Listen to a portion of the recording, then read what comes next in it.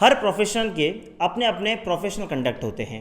अगर हम legal field की बात करें तो बार काउंसिल ऑफ इंडिया यहाँ भी कई सारे प्रोफेशनल कंडक्ट की बात करती है, जो कि हर एक वकील को ध्यान में रखना ज़रूरी है।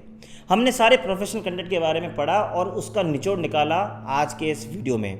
आज के इस वीडियो में हम 7 ऐसी प्रैक्टिसेस के बारे में बात करने वाले हैं जिनका आपको खास तौर पे ध्यान रखना होगा अगर आप लॉ फील्ड में प्रैक्टिस कर रहे हैं। अगर आप लॉ फील्ड में आना भी चाहते हैं तो भी ये वीडियो खास आपके लिए है, ताकि आपके खिलाफ फ्यूचर में कोई भी किसी भी तरह का प्रोफेशनल मिसकंडक्ट की कोई कंप्लेंट ना हो। अब वो 7 प्रैक्टिसेस क्या है जानेंगे आज इस वीडियो में। और दोस्तों, हम इस तरह के वीडियोस बनाते रहते हैं, इसलिए चैनल को सब्सक्राइब कर लीजिए। और वीडियो शुरू करने से पहले एक और ख़ास अनाउंसमेंट कि हमने अपने वकील भाइयों के लिए बहुत सारे लीगल फील्ड में कोर्सेज बनाए हैं, जैसे जागरूक वकील किट, जैसे startup India registration kit, trademark filing kit. बहुत सारे कोर्सेज हैं जिसमें आप घर बैठे वकालत के कई गुण सीख सकते हैं। उसकी मैं नीचे लिंक दे रहा हूँ, उस लिंक पर जाकर आप कोर्सेज वो खरीद सकते हैं। शुरू करते हैं आज का ये खास वीडियो।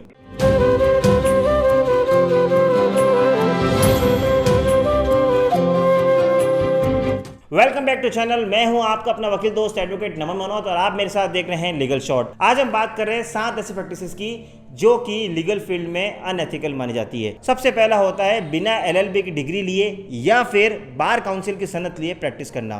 दोस्तों, अक्सर ऐसा हम देखते हैं या सुनते आए हैं कि बहुत सारे भाई बिना LLB की डिग्री लिए या LLB की डिग्री ले तो लेते हैं, लेकिन बिना बार काउंसिल ऑफ इंडिया की सनद लिए कोर्ट में प्रैक्टिस करना शुरू कर देते हैं, जो कि अनएथिकल है। और ना ही अनएथिकल है बल्कि इसके पीछे अपराध भी घटित होता है और इसके पीछे सज़ा भी हो सकती है।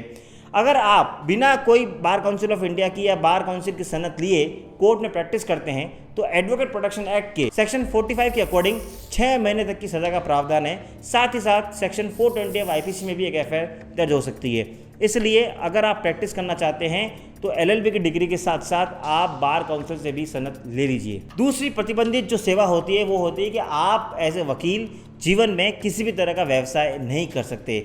बार काउंसिल ऑफ इंडिया इस बात को लेकर साफ मना करती है कि अगर आप वकील हैं तो सिर्फ वकालत ही कर सकते हैं। अगर आपने प्रैक्टिस का लाइसेंस ले रखा है तो सिर्फ वकालत कर सकते हैं। आप इसके अलावा कोई बिजनेस करना चाहें या आप कोई स्कूल खोलना चाहें या आप किसी भी तरह का कोई दुकान खोलना चाहें, वो आप नहीं कर सकते, क्योंकि ये गैर कानूनी है। अगर आप कोई बिजनेस करना चाहते हैं तो पहले आपको अपनी प्रैक्टिस का लाइसेंस को सरेंडर करना होगा। तीसरी जो सबसे इंपॉर्टेंट बात आपको ध्यान रखनी होती है कि आप जब प्रैक्टिस करते हैं तो बार काउंसिल एक बात कहती है कि आपको हमेशा अपने क्लाइंट को एक सही राय देनी है। आप अपने क्लाइंट को गलत राय नहीं दे सकते। और Pandurang versus state of Maharashtra में तो सुप्रीम कोर्ट ऑफ इंडिया ने यह भी कहा कि अगर आप अपने क्लाइंट को कोई गलत ओपिनियन देते हैं या गलत राय देते हैं तो वो प्रोफेशनल मिसकंडक्ट में आता है और उसके अकॉर्डिंग आपके खिलाफ एक कंप्लेंट भी हो सकती है। इसलिए हमेशा अपने क्लाइंट को सही राय दीजिए ताकि आप किसी भी तरह के मिसकंडक्ट से बचे रहें। चौथी प्रतिबंधित जो प्रैक्टिस है वो है कि विपक्ष के साथ मिली भगत करना। अक्सर आजकल हम ये देखने में आया है कि बहुत सारे लोग दूसरी पार्टी के वकीलों से मिलकर उनके हिसाब से केस लड़ते हैं, जो आपको पता है कि सरासर गलत है। ये ना सिर्फ इमोरल है, अनएथिकल है, बल्कि इलीगल भी है। बार काउंसिल ऑफ इंडिया अपने रूल्स को लेके बड़े सख्त है और ये कहती है कि अगर कोई वकील किसी और पार्टी के वकील से मिलकर अपने क्लाइंट का नुकसान कर रहा है तो उसके खिलाफ हम प्रोफेशनल मिसकंडक्ट का केस फाइल करेंगे और उसके खिलाफ कड़े से कड़ा एक्शन भी लेंगे। इसलिए कहते हैं कि जब आपने किसी क्लाइंट के लिए वकालतनामा साइन कर दिया है तो आपकी ड्यूटी बनती है आप सिर्फ और सिर्फ उसी क्लाइंट के लिए, उसी क्लाइंट की फेवर में काम करें। आप जितना हो सके दूसरी क्लाइंट से इनफैक्ट मिले तक भी नहीं, क्योंकि अगर आप उनसे मिलेंगे ही नहीं तो शायद किसी भी तरह का प्रोफेशनल मिसकंडक्ट आपके साथ नहीं हो सकता। 5वीं प्रतिबंधित सेवा जो जनरल हम भी मानते हैं कि रिश्वत नहीं लेना। दोस्तों, आजकल कई ऐसे इंसिडेंसेस देखे गए हैं जहां पे हमें सुनते आए हैं कि जजेस के नाम पर या सामने वाले वकील के नाम पर कुछ लोग रिश्वत ले लेते हैं, जो कि साफ मना है। सुप्रीम कोर्ट ने पुरुषोत्तम वर्सेस डीन महाजन में ये बात साफ कर रखी है कि अगर कोई वकील किसी वकील के नाम पर या किसी जज के नाम पर रिश्वत लेता है तो ना सिर्फ उसके खिलाफ एक FIR चलेगी, उसके खिलाफ कानूनी मुकदमा चलेगा, बल्कि प्रोफेशनल मिसकंडक्ट भी होगा और ये कंटेम्प्ट ऑफ कोर्ट भी होगा।